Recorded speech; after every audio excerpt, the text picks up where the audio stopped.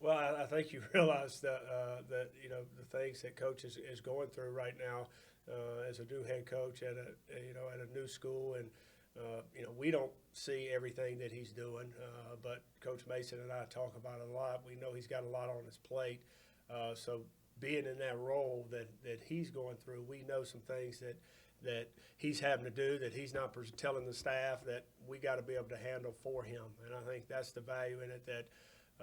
He hired you to do a job, but we know that he's got a lot of things going on other than football that entails to being a head coach, especially at a place like Auburn University, that where we can pick up the slack for him in areas without him having to ask us to do that. Jason Caldwell. Oh, go ahead, Phil. Does having overseen the whole thing give you a better understanding of defenses even and more so even than just being a coordinator? No, there's no question. Not just defense, but defense, special teams, everything that you got to do to put together, a football program from the weight room, the nutrition side, the recruiting side. Obviously the football side. When you got defense and special teams, I think it gives you a better understanding of what you're trying to do, and I think it helps. It helps you now when you're back. Just offense, you understand the big picture a little bit better now that you've been exposed to everything else that's going on. When I was just offensive coordinator, I was focused on my world, and that was coaching quarterbacks at my side of the ball. Now being a head coach and going through those things, you see a bigger picture and understand things a little bit better. Thanks. Jason Caldwell. Mike, you mentioned, talking about Bo and Tank. How valuable is it that two of your more talented guys are those two guys that are always seeking out? How valuable is that when you're talking about the rest of the team watching those two guys work? Well, I've made that point to our staff, and I think I made it to Coach Harsin, a month or so ago. Is some of our hardest workers are the ones that are considered, our better players right now coming into spring ball. Is you wouldn't know that by how they work, and usually that's the case. The best players are the hardest work, but these guys, every single day, how they approach their workouts, how they go about their business. How they're serious about in the meetings, learn the questions. I think it's they're setting the right example. For the other guys on the football team, the other guys on offense. When Papo's like that on defense, the way he works, the way he goes about his business. I think that's when you come into a program and you're looking for guys and looking for players to hang kind of what you're doing on them and let them carry the torch. Guys like that are the ones that you want doing that.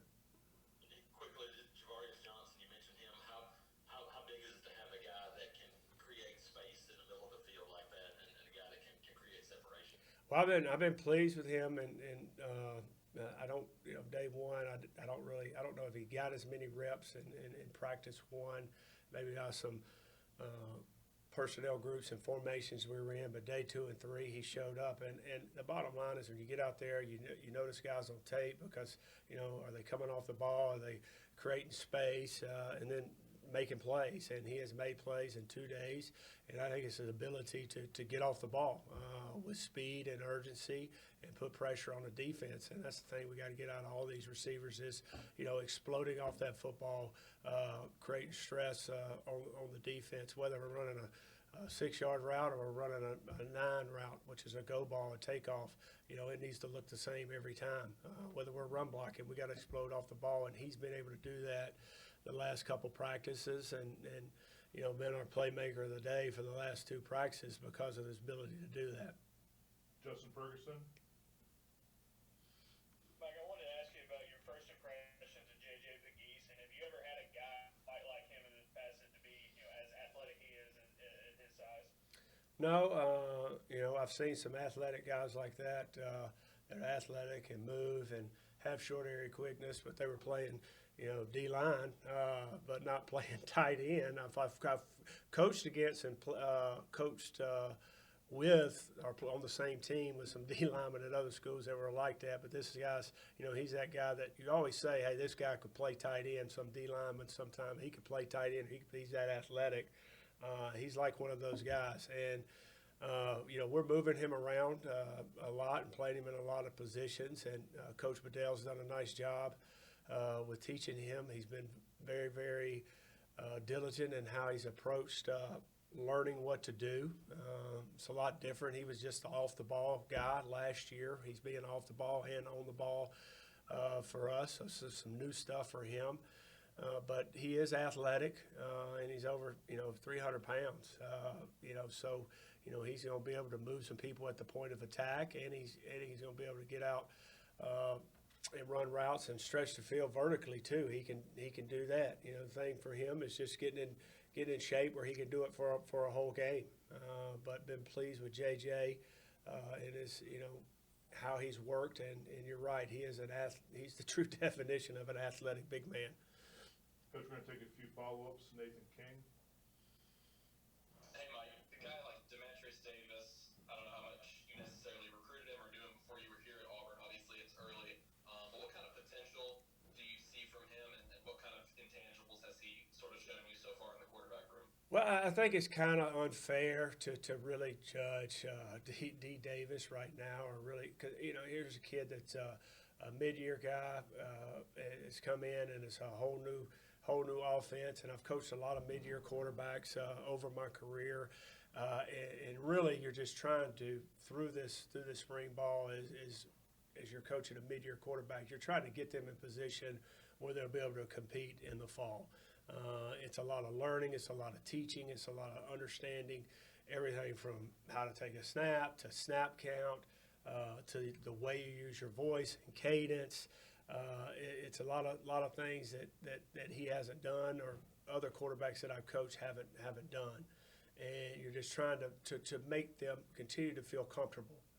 So when they do go out there and they start to get more reps, that they go out there confident and not afraid or not worried that they might make a mistake, and trying to put him in a position where he can go out there and be confident. He does have a good throwing motion. He's got a strong arm.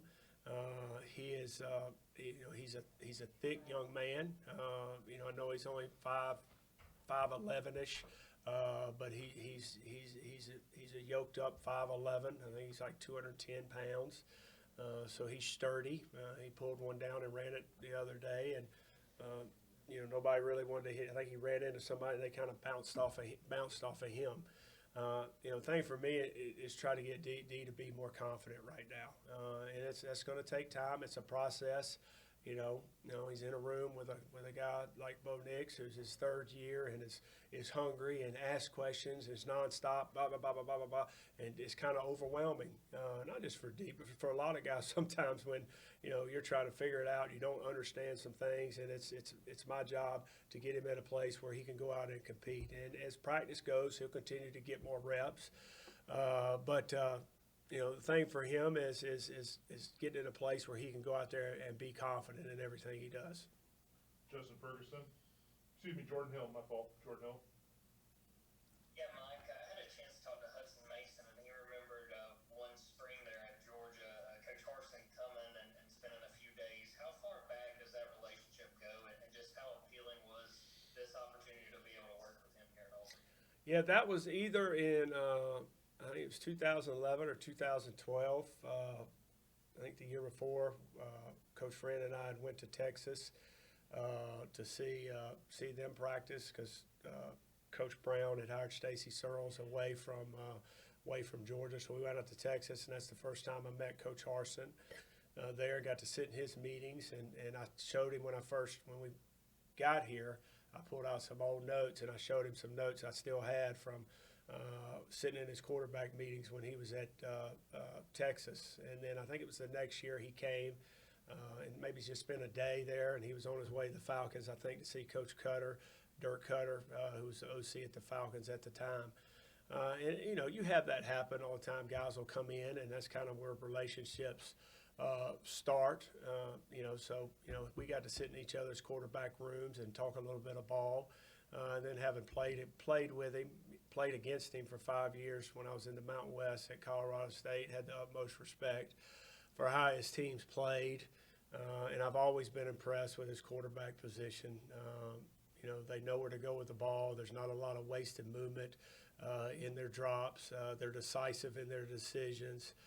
And that's what you want out of your quarterback, to be decisive, know where to go with the ball, and be very, very efficient. And always been impressed with that. And I never, I didn't think the phone was going to ring and it would be Coach Harsin say, "Hey, you're interested in coming to Auburn." But when he did call, the respect I have for him and the football coach that he is, not just offensively, but the kind of team that he had at Boise.